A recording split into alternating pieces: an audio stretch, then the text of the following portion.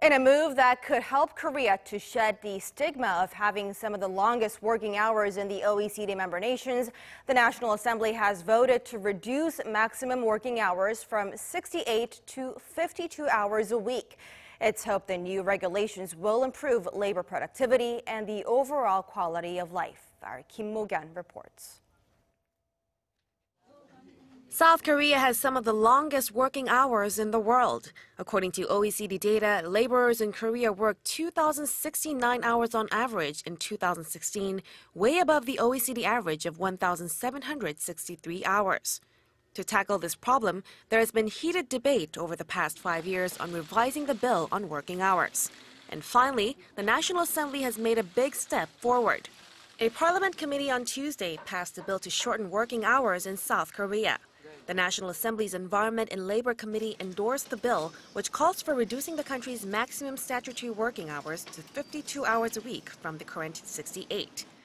Under the current law, the maximum working hours in Korea were 68 hours per week, as the law excluded Saturdays and Sundays as part of the 40-hour working days, making it possible to work an additional 16 hours during the weekend on top of any extended working hours.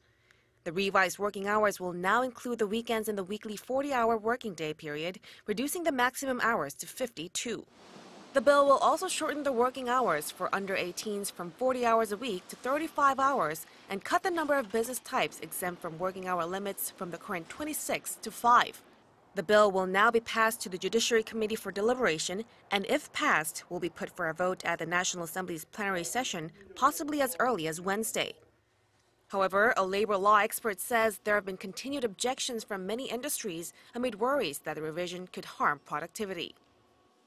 The problem is that workers are worrying that the new bill could lower their salary due to reduced working hours, while business owners are worrying that they might have to pay additional personnel expenses for extra hours outside of the bill's 40 working hour limit.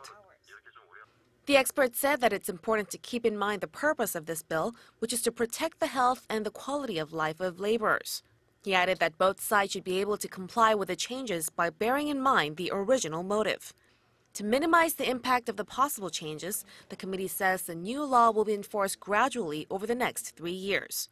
It will be applied to firms with 300 workers or more from this July, while firms with 50 to 299 workers will adapt the system in 2020, and those with 5 to 49 workers will follow it from 2021. Mok-yeon, Arirang News.